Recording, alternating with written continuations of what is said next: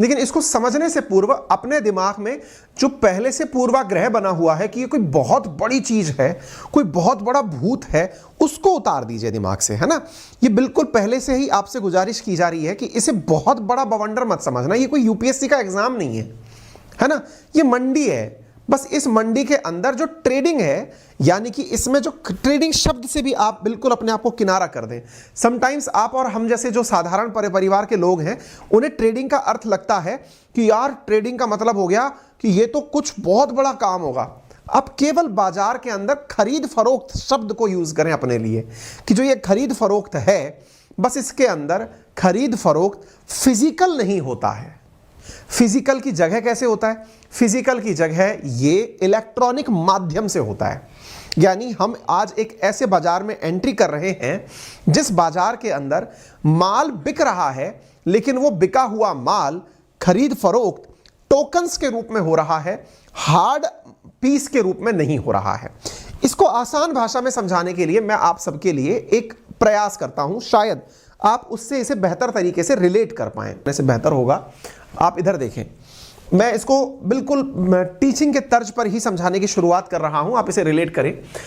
मान लीजिए कि मेरे पास में इतना सारा कोई सामान है, सामान कुछ भी हो सकता है मेरे पास। इस सामान में मेरे पास गेहूं हो सकते हैं, मान लीजिए 1000 किलो मेरे पास गेहूं है, ठीक है। हो सकता है मेरे पास चावल हो सकता है, 500 किलो हो सकता है मेरे पास चावल है। अच्छा, इस बात को जितना अच्छे से समझ जाएंगे, आज से आपकी बुनियाद बनना शुरू हो जाएगा।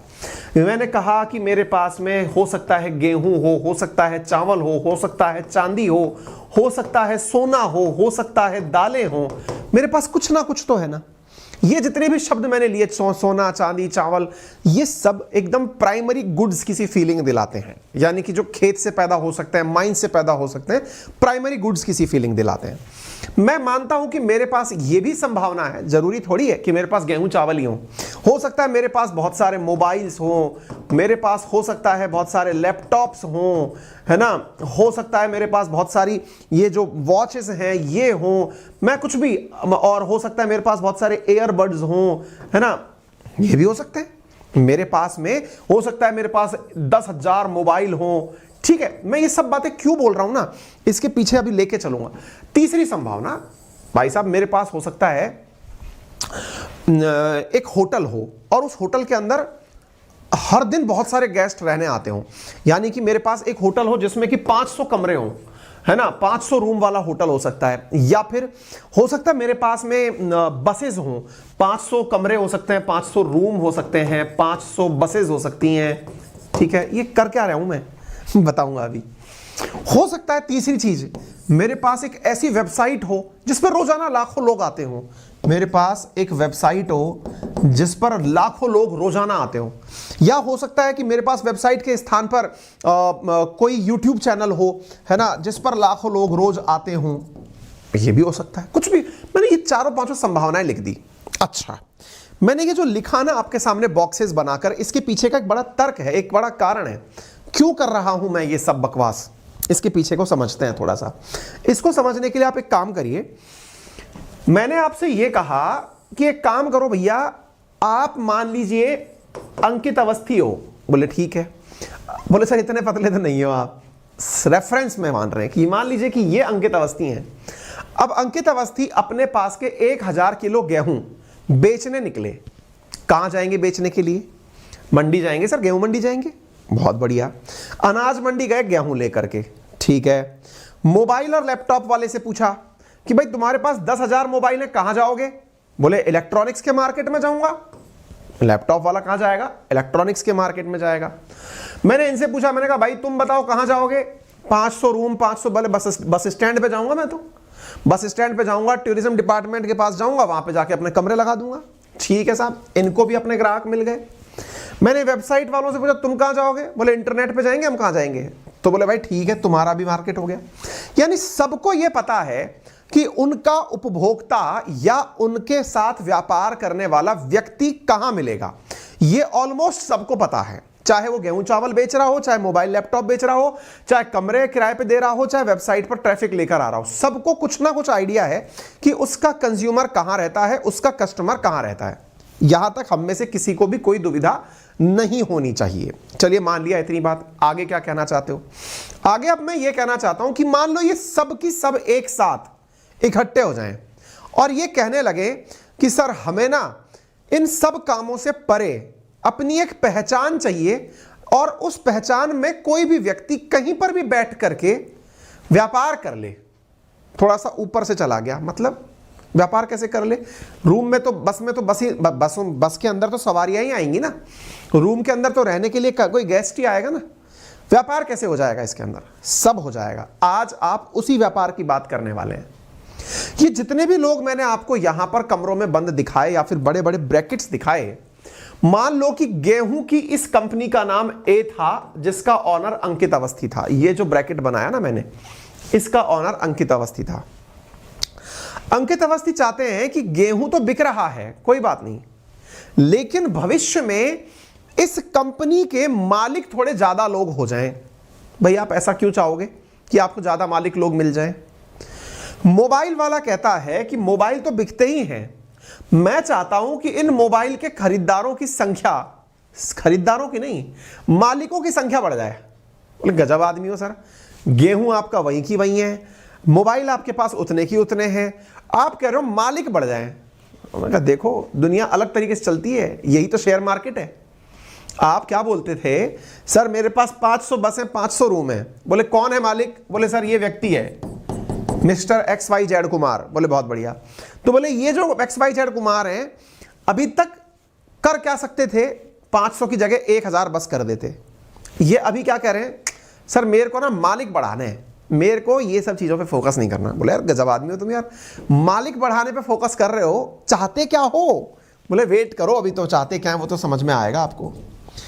बोले भाई मालिक बढ़ाना चाहते हो अगर, तो तुम्हारे दिमाग में कोई आइडिया होगा मालिक क्या करता है? बोले साहब मेरे से ज्यादा आप लोग जानते हो मालिक क्या करता है। बोले मालिक मालिक होता है? अरे बहुत सही सर, मालिक मालिक होता है, बट सर मालिक पैसे लेता है कि पैसे देता है? बोले कहना क्या चाहते हो? बोले फिर वही बात, मालिक पैसे लेता है कि पैसे देता है? बोले कमाती है कंपनी तो लेता है, नहीं कमाती है तो इन्वेस्ट करता है। बोले यही तो पकड़ना चाहते थे हम आपके साथ। मालिक जो भी व्यक्ति का है, जो भी बिजनेस का है, वो सैलरीड थोड़ी है कि वहां से सैलरी मांगेगा सर मुझे सैलरी दे दो, मैं आपके लिए काम करना चाहता हूं। कि साहब मैंने इतने मोबाइल लेके आया था, मुझे साहब मैंने वहां से लिया था 50,000 रुपए तनख्वाह दे दो मुझे, या मैं बस चलाता हूं तो मुझे ड्राइवर हूं मुझे तनख्वाह दे दो ना। मालिक तो ये चाहेगा कि ये बसें जो है ना ये बढ़कर ज्यादा हो जाएं। बोले सर ये दिमाग तो सही है, आपने सही लगाया। तो मैं चाहता हूं कि भाई मेरे पास में मान लीजिए कि यहां पर मैं बैठा हुआ हूं, मैं चाहता हूं कि आप एक व्यक्ति और मेरे साथ आकर जुड़ जाएं, एक और एक हम 2 हो जाएं। बोले ठीक है सर। फिर जो ये नया व्यक्ति आएगा ना, इस समय कहूंगा देख मैं तेरे को मालिक बना रहा हूं ना। बोले हाँ। मैं अपने धंधे में तेरे को शामिल कर रहा हूं ना। बोले हाँ। तो भाई सुन, जब तेरे को मालिक जैसा मैं सुख दूंगा तो बदले में क्या देगा? बदले में क्या? बोले क्या रिश्ते मतलब 2 वे होते हैं क्या? बोले एग्जैक्टली। जब भाई मैं अपनी कंपनी में 500 बसों की कंपनी है मेरे पास, 500 रूम का मेरे पास होटल है, उस कंपनी में तेरे को मालिक बना रहा हूं, तू क्या समझ रहा है मैं तेरे को बस बिठा करके कि तू बैठ जा भाई फील ले तू मालिक है? ऐसा नहीं है बेटा। मालिक शब्द जिम्मेदारी के साथ आता है। बोले हाँ सर बताओ क्या दोगे जिम्मेदारी में?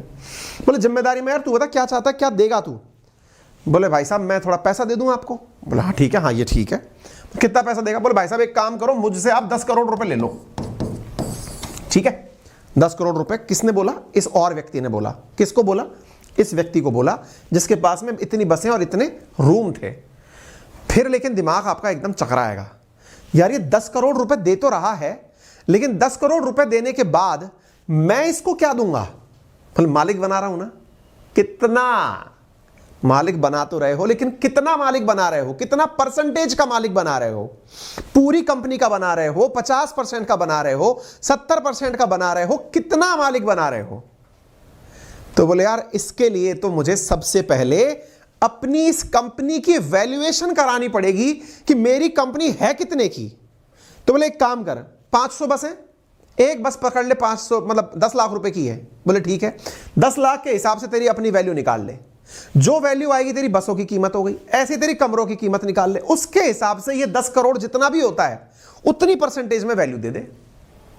मान लो कि ये सब इसकी होटल फोटल मिला करके 100 करोड़ रुपए का माल था इसके पास, होटल और बसें मिला करके इस व्यक्ति के पास 100 करोड़ का माल था।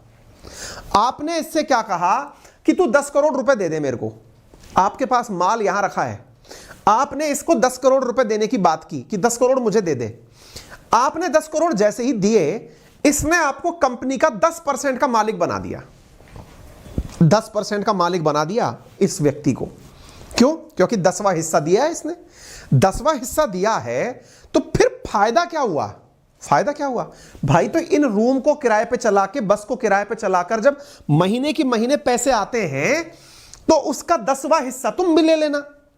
जब 10% के मालिक हो तो महीने की कमाई जब आएगी या साल की जो कमाई आएगी या फिर जीवन भर का जो लाभ निकल के आएगा या कभी कल को ये बिकेगी तो उस समय का जो हिस्सा निकलेगा वो तुम ले लेना। इसीलिए तो मालिक बनना चाह रहे हो भाई। आपके पास में 100 करोड़ रुपए नहीं है कि मैं इतनी सारी बसें, इतनी सारी होटल एक बार में खरीद लूं। तो क्या करूं? मैं किसी बड़े आदमी के साथ अपना छोटा सा किराया टांग दिया कि भाई साहब इतना सा हिस्सा मेरा भी डाल दो। बोले इससे क्या होगा? जब आप इतना कमाओगे तो उतना सा हिस्सा हमको भी दे देना उसका। इसी को पार्टनरशिप कहते हैं, अंग्रेजी में इसी को ही शेयरिंग कहते हैं। तो sharing is always caring. Sir अब तो ये मामला ऐसा जम गया है, मैं भी चाहता हूं कि मैं कोई ऐसा ही शेयर होल्ड करने वाला व्यक्ति बन जाऊं, मैं भी किसी कंपनी में ऐसे ही अपना चुन्ना सा पैसा दे करके साथ में जुड़ जाऊं। बहुत बढ़िया। सर ये कहां मिलते हैं सब? कौन सी चीजें कहां मिलती हैं? ऐसे लोग जो अपने साथ किसी को हिस्सा देकर जोड़ लेते हों, ये कहां मिलते हैं? इस मार्केट को ही शेयर मार्केट कहते हैं। जो लोग आपको आपके पैसे के आधार पर कंपनी में मालिक बना लेते हैं, वो लोग शेयर मार्केट में मिलते हैं। वाह, शेयर मार्केट में इसका मतलब कोई भी व्यक्ति किसी को भी मालिक बना लेता है। हमने कहा आओ, कोई दिक्कत ही नहीं है, आप आओ मालिक बन जाओ। सर बच नहीं रही बात, एकदम ही ऊपर से निकल जा रही है। मैं मालिक कैसे बन जाऊंगा? मेरे पास तो 100 ही रुपए हैं। यहां 10 करोड़ का मामला चल रहा है। हमने कहा ये तो सामने वाला आपसे कह देगा कि भाई साहब 10% हिस्सा 10 करोड़ का है, 1% हिस्सा 1 करोड़ का हुआ। आपने कहा मेरे पास तो 1 ही लाख रुपया है। तो कोई बात नहीं भाई साहब, जब आपके पास 1 ही लाख रुपया है तो आप उस 1% का भी 0.001% मालिक बन जाओ। क्या बात कर रहे हो? मतलब इतना परसेंटेज में भी चलता है क्या? अरे साहब मैं कह रहा हूं आपके पास 10,000 रुपया है तो 0.0001 इतना परसेंट का मालिक बन जाओ। सर मेरे पास 1,000 रुपया है, अरे 0.00001% के मालिक बन जाओ। बनाएंगे मालिक ही। वाह सर ये तो गजब फीलिंग सी आ रही है। मतलब किसी के पास कितना भी पैसा हो उतना परसेंटेज का मालिक है। यही तो बात है। हम जब आपको कल कहे थे कि पेटीएम ने 2,000 रुपए में मालिक बनाया था लोगों को, पेटीएम ने शेयर मार्केट, कल वाला सेशन अगर देखा हो तो उसमें 2,000 रुपए के अंदर वो शेयर बांट रहा था। पता है कितने लोगों को उसने ऐसे शेयर बांटे थे? विचार करिए भाई साहब, लगभग 6.5 करोड़ लोगों को। कितने? लगभग 6.5 करोड़ लोगों को, कई जगह नंबर है 9 करोड़ लोगों को ऐसा मालिक बनाया था। वाह, मतलब मालिक भी बनाया और इत्तू सा मालिक बनाया। हमने कहा यार फिर गजब बात कर रहे हो आप इस। अच्छा बोले सर ठीक है मालिक बन गए, हम मुनाफा कमाएंगे, कमा लेंगे। हमने कहा और नहीं तो क्या, बहुत बढ़िया। लेकिन सर एक बात बताओ, ये भाई साहब इस 10 करोड़ का क्या करेंगे जो ले लिए थे अभी? इनसे जो 10 करोड़ लिए थे ये क्या करेंगे इसका? हमने कहा कुछ नहीं। क्या करेंगे तो मतलब? बोल सर इनके पास तो 100 करोड़ की वैल्यू पहले थी। वैल्यू थी बेटा, जेब में पैसा नहीं था इनके, बसें थी, कमरे थे, जेब में रोकड़ा नहीं था। तभी तो जाकर के इनको पार्टनर की जरूरत पड़ी, तभी तो शेयरिंग की जरूरत पड़ी। बोले अच्छा कैश नहीं था, और नहीं तो क्या। कोई भी कंपनी जब आईपीओ में जाती है तो उसके पीछे का बहुत बड़ा कारण यही होता है कि वो जाकर के लोगों से कैश मांगती है, भैया पैसा दो, हमें आपको मालिक बनाती हो।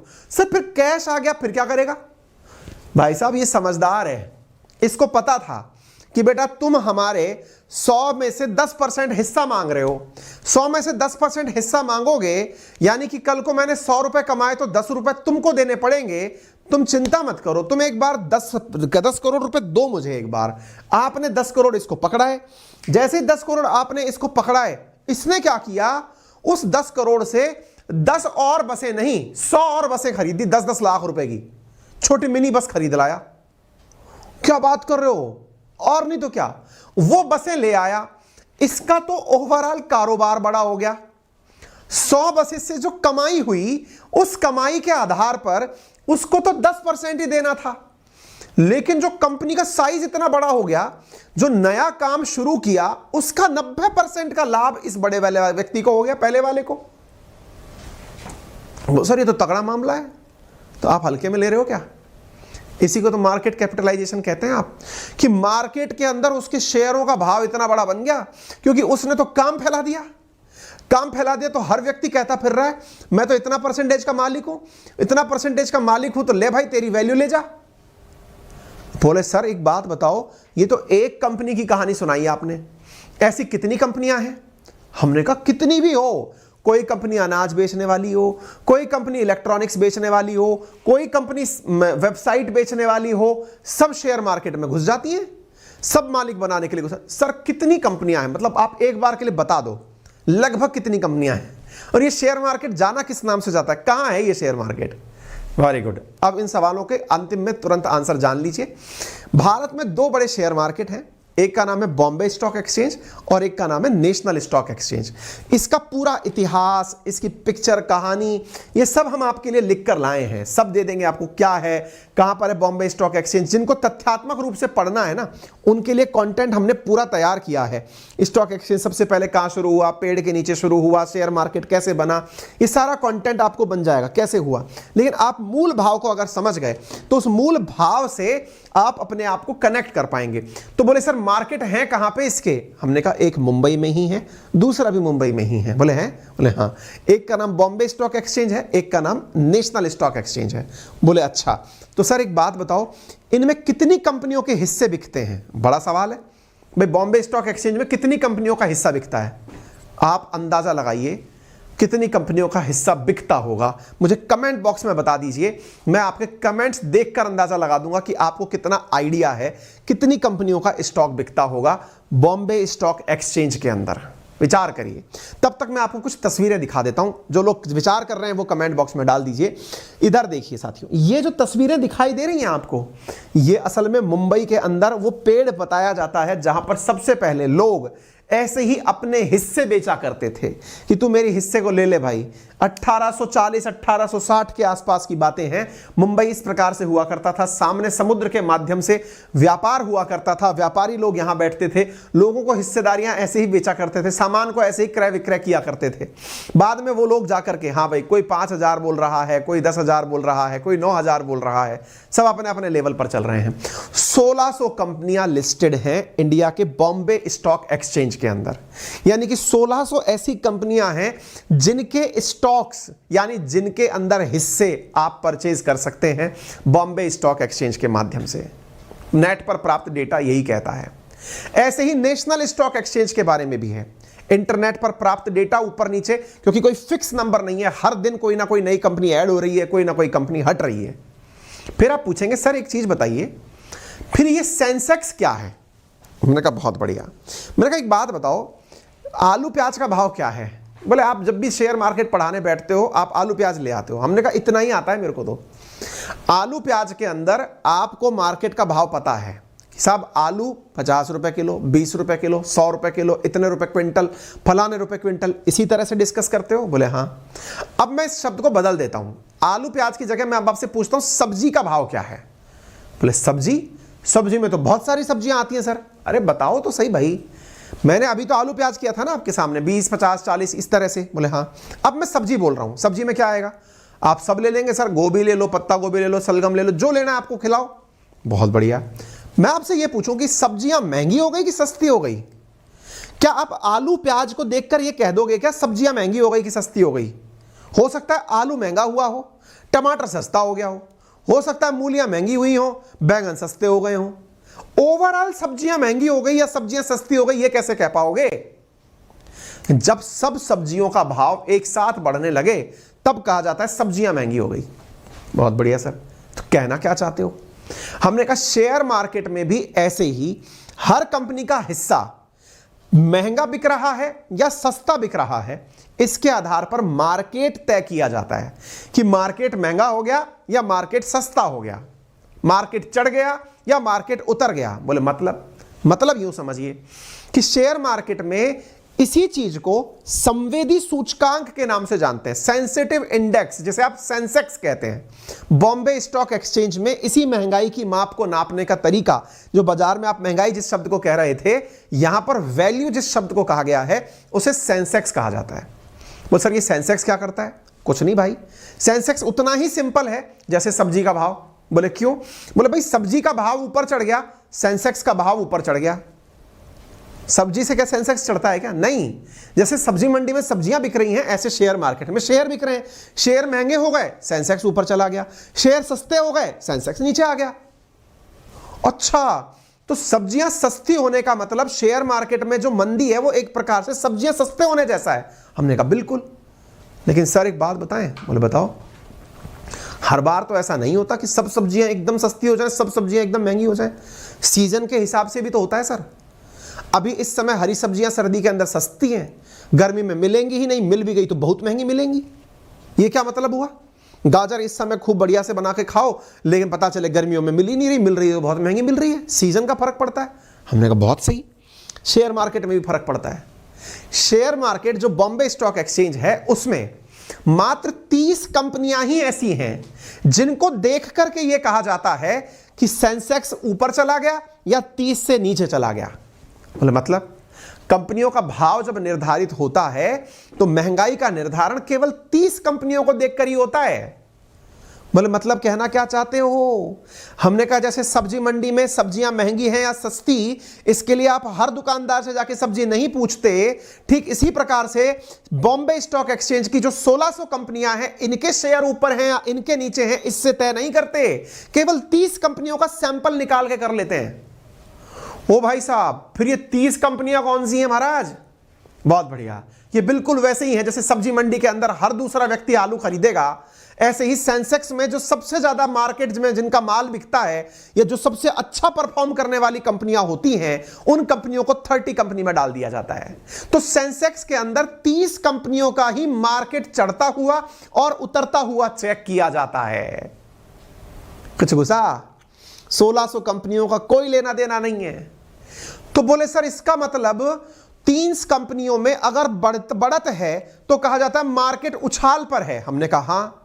तो क्या इसका मतलब यह है क्या जो बाकी 1570 कंपनियां बच गई वो डूब गई हैं या वो भी ऊपर चढ़ रही हैं? हमने कहा ऐसा संभव ही नहीं है। शेयर मार्केट में लोग इसीलिए मात खाते हैं। यानी शेयर मार्केट में जो लोग लॉस में रहते हैं या मात खाते हैं, उसके पीछे का जो सबसे बड़ा कारण है वो ये है कि वो न्यूज में न्यूज एंकर को चिल्लाता हुआ देखते हैं। क्या चिल्लाता हुआ देखते हैं? कि आज मार्केट में वो रही, तेजी रही, सेंसेक्स चढ़ गया, तो लोग सोचते हैं सेंसेक्स चढ़ गया इसका मतलब मार्केट अच्छा हो गया है, चलो कुछ खरीद लेते हैं या कुछ बेच देते हैं। एग्जैक्टली ऐसे ही आज मार्केट में मंदी है, माल बेच देते हैं या खरीद लेते हैं। अरे उन 30 कंपनियों को देखकर अंदाजा मत लगाओ महाराज। तो बोले फिर? अरे वहां 1600 कंपनियां हैं, सबके अंदर एक जैसा हाल नहीं होगा। सबकी सब कंपनियां एक साथ ऊपर और एक साथ नीचे नहीं आती हैं।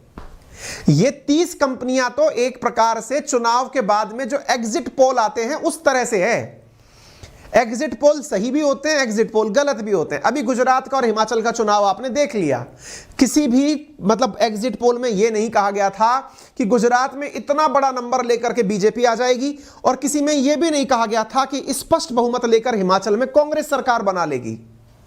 एग्जिट पोल सुने थे? एग्जिट पोल के आधार पर कोई निर्णय हुआ? नहीं हुआ। एग्जैक्टली शेयर मार्केट के साथ ऐसा है। लोग सेंसेक्स में 30 कंपनियां देख करके यह समझने की कोशिश करते हैं कि मार्केट अच्छा है और मार्केट बुरा है। अरे भाई बाकी कंपनियां भी बहुत अच्छा कर रही हैं, समझे? कोरोना काल में सोच के देखिए, बहुत सी कंपनियां ऐसी थी जिनके साथ में ऑफलाइन डीलिंग होती थी, वो पिट गई। टूरिज्म की कंपनियां पिट गई, लेकिन उसी समय पर जो ऑनलाइन कंपनियां थी वो हिट हो गई। इसका मतलब ये थोड़ी कि सेंसेक्स में टूरिज्म की कंपनी नीचे आ गई तो आप दूसरी कंपनी में इन्वेस्ट नहीं करोगे भाई। तो इसलिए मार्केट पढ़ने की जरूरत होती है, इसीलिए तो आपको करंट अफेयर्स पढ़ने की जरूरत होती है, ताकि आपको यह पता रहे, न्यूज पढ़ने की जरूरत होती है कि डिमांड किस चीज की चल रही है। कॉमन सेंस था कि उस समय पर, जिस समय कोरोना आया, यदि किसी व्यक्ति ने उस समय पर दवाओं की कंपनियों में इन्वेस्टमेंट किया था तो डेफिनेटली वो वैल्यू ऊपर चढ़ाएगा। अगर किसी कंपनी ने HP, डेल ऐसे लैपटॉप्स के जो कंपनियों के ब्रांड्स थे उनमें इन्वेस्ट किया, डेफिनेटली ऊपर लेके जाएगा। कॉमन सेंस है ना। मार्केट से आपने सेंस निकाल लिया कि ये माल बिकेगा भाई, क्योंकि सीजन ऐसा आ गया। ये जो समझ जिस व्यक्ति में आ जाती है ना, वो स्पेसिफिक होकर के चीजों में ट्रेड करता है, वो इस भावना में बहकर नहीं करता मार्केट गिर गया या मार्केट चढ़ गया। इसको भी आपको अपने दिमाग में बिठाना है। फिर सर ये निफ्टी 50 क्या है? इसी का बड़ा भाई है। जैसे नेशनल स्टॉक एक्सचेंज, जैसे बॉम्बे स्टॉक एक्सचेंज में सेंसेक्स चलता है, ऐसे नेशनल स्टॉक एक्सचेंज में निफ्टी 50 चलता है। जैसे सेंसेक्स में 30 कंपनियां थी, ऐसे नेशनल स्टॉक एक्सचेंज में 50 कंपनियां हैं। वहां पर 50 कंपनियों के आधार पर तय किया जाता है, लेकिन वो 50 होंगी कौन, ये वो खुद डिसाइड करते हैं। हालांकि दोनों ही सेबी के द्वारा रेगुलेटेड हैं, लेकिन मार्केट के अंदर जो लोग बैठे हुए हैं वो इसे डिसाइड कर लेते हैं। तो बोले उसमें कितनी कंपनियां रजिस्टर्ड हैं? उसमें भी बहुत हजारों की संख्या में कंपनियां रजिस्टर्ड हैं, लेकिन दिखाते 50 को ही हैं। उन्हीं से ही निफ्टी ऊपर चला गया, निफ्टी नीचे चला गया। ये उम्मीद है आपको शब्द समझ में आ जाए। समझ में आई बात? पहले इस टॉप 50 के, टॉप 30 के अंदर यस बैंक का नाम हुआ करता था, अब यस बैंक नहीं है इसके अंदर। बात समझ रहे हैं आप? तो आपको मार्केट के अंदर जो शेयर मार्केट शब्द मैंने आपसे कहा, उम्मीद है कि इसकी एक समझ आपके मन में बैठी होगी। आ गई बात समझ में? जानकारी पसंद आई? आ गई है तो कृपया करके वीडियो को लाइक कर दीजिए, साझा कर दीजिए साथियों के साथ। चैनल पर नए हैं तो सब्सक्राइब भी कर लीजिए। बाकी अपना प्यार हमें देने के लिए तहे दिल से धन्यवाद।